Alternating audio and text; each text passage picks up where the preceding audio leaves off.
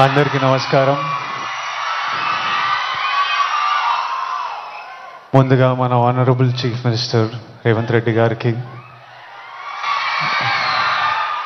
నాకు పాలిటిక్స్ పెద్దగా తెలియదు కానీ స్టేజ్ మీద ఎంతోమంది పెద్దలు ఉన్నారు మన గవర్నమెంట్ నుంచి. పెద్దలందరికీ నా నమస్కారం. చరణ్ అన్నకి నమస్తే. చరణ్ అన్న తెలుసు కాబట్టి. International day against drug abuse అంటే ఇలాంటి డే పెట్టే అవసరం కూడా వచ్చిందా వరల్డ్ ఓవర్? నేను చిన్న బబుల్లో బ్రతుకుతా.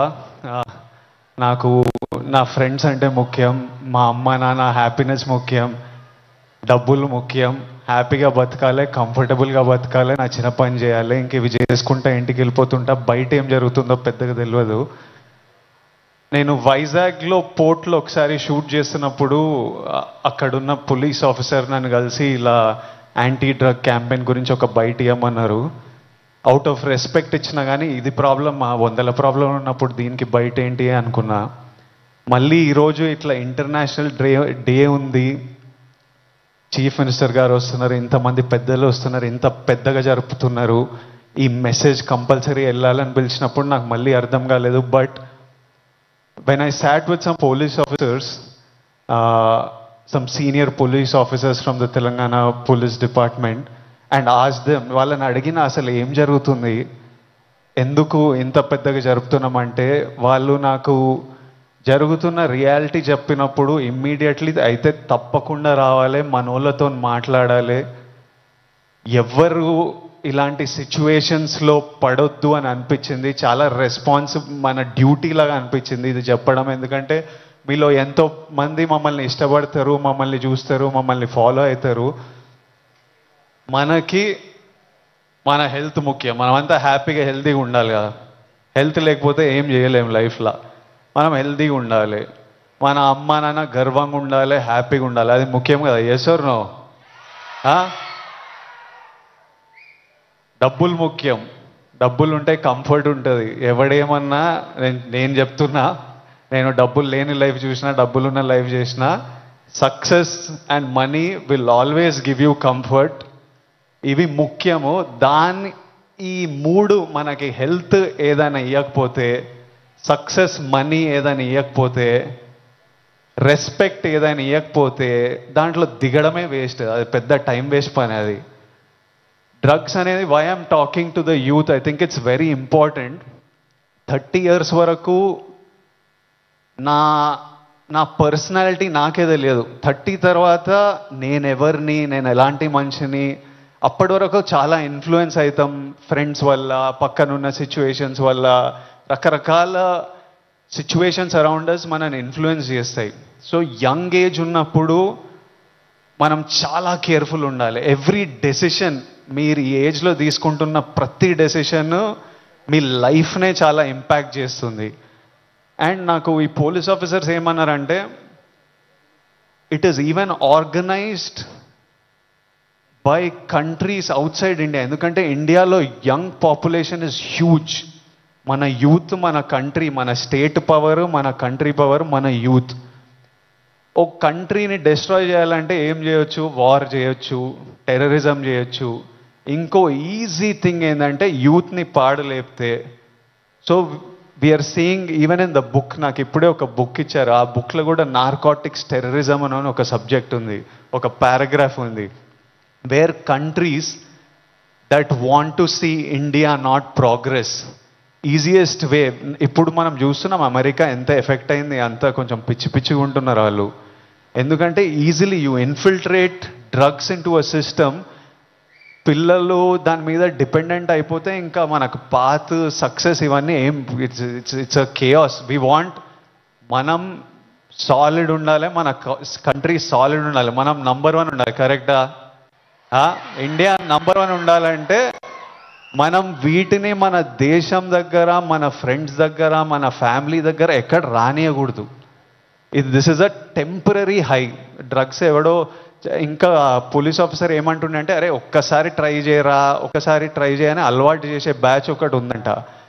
కొంత కొంతమంది ఏమనుకుంటారంటే ఒక్కసారి ట్రై చేసి చూద్దాం తర్వాత ఆపేద్దామని, కానీ ఒక్కసారి అటు వైపు వెళ్తే మళ్ళీ తిరిగి రావడం చాలా కష్టం. సో ఆ ఫస్ట్ స్టెప్పే కట్ ఆఫ్ చేసేయండి. అసలు ఎవరైనా మన చుట్టుపక్కల అంటే రకరకాల మనుషులను కలుస్తుంటాం, ఒక్కొక్కరికి ఒక్కొక్క అలవాట్లు, అట్లాంటి వాళ్ళు ఉంటే ఫస్ట్ మనం వాళ్ళకి చెప్పాలి, వద్దు, వాళ్ళ మంచి కూడా చెప్పాలి.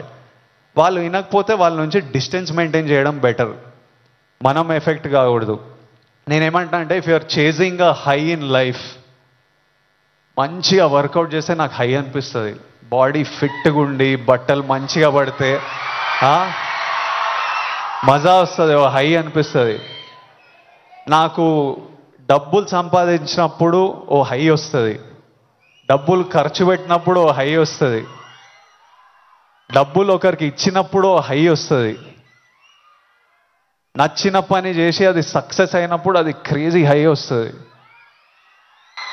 ఇవన్నీ మనకి ఇన్ ది ఎండ్ పనికొచ్చేటివి. నాకు లైఫ్ లాంగ్ ఇవి నాతో పాటు ఉంటాయి.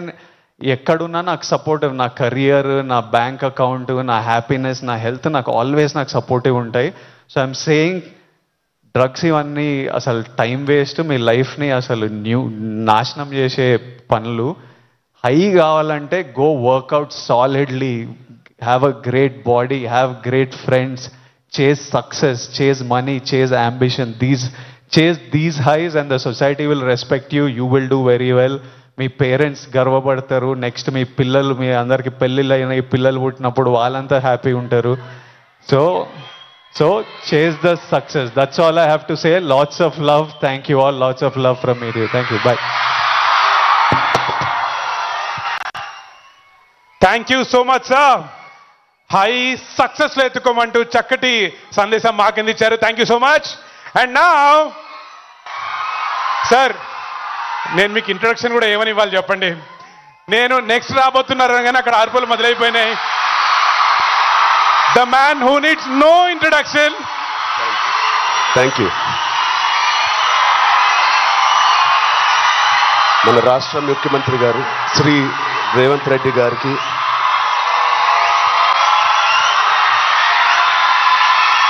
Please clap. Thank you. Love you. Thank you. మంత్రివారులు లక్ష్మణ్ గారికి,